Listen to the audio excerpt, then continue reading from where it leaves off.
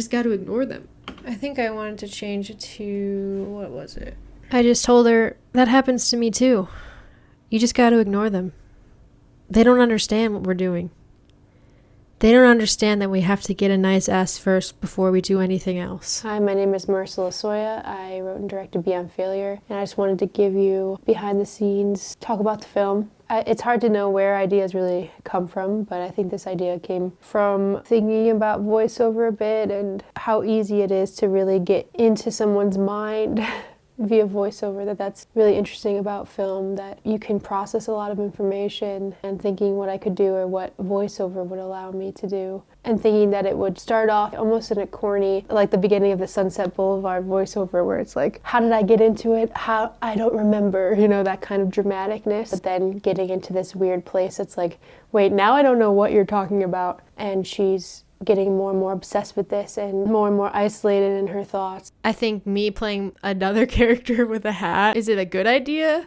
Or is it really makes this whole thing very early on seem amateur, and then you're like kind of signed out? I don't know. Thought I would get rid of it, but I wanted there to be jokes sooner. We'll see. Like, I thought at first it would be like, just that it would work because I'm all the characters in the film, nobody else is in the film, so it's just keeping with this like weird reality where this girl's in her own delusion, kind of. And also just try to actually be able to track the way your mind can jump from, now I'm buying these shoes, to my softball coach was the last person that believed in me. These thoughts that were a bit sadder that she was having were kind of popping in here and there, and I just kept kind of exploring those thoughts. Oh, okay, that's kind of what's driving this, is a disappointment, trying to fix what she thinks is wrong with her life, trying to make her life more exceptional with an exceptional ass.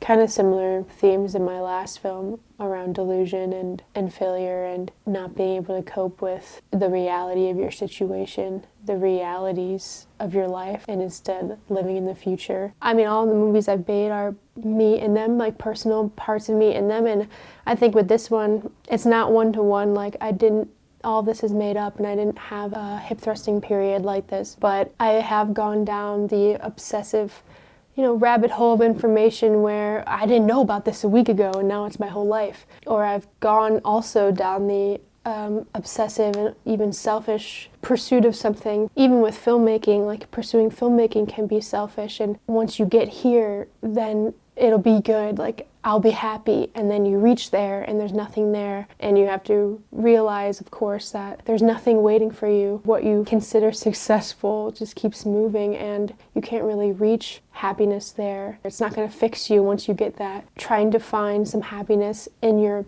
the process of doing anything, or in the mundane moments where nothing is happening and nothing is progressing and you're just actually grateful to be alive for a moment. That's kind of what the movie ended up being about. My car did get destroyed by bird poop. Oh, I should get shots of my car like this. It's cool how when you start shooting, it feels like you're more aware of all the things you do have. And so it was just like trying to use stuff in my real life that would cost money and time to recreate if you were going to recreate them. Same thing with like childhood photos and the old footage of me actually practicing French. That's the only real moment in the film. Like, I did record me practicing French, and I do look pretty miserable, and I just couldn't resist like adding it in once I discovered that I had it, adding a line about like another phase that she had gone through.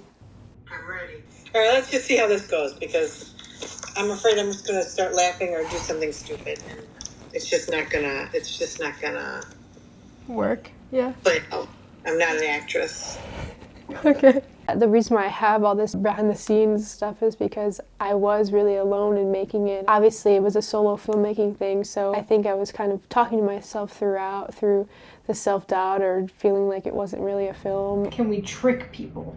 That's what you gotta be thinking. Can we trick people into thinking that this is a real movie? I'm excited about a lot of different things within it, though, so I think it's worth trying to do. Feeling like it wasn't real, and that really helped make me make choices that I just thought were funny without really thinking about how vulnerable it was, or that it's my ass on screen a bunch. Like, I just kind of like kept plowing forward. Whatever.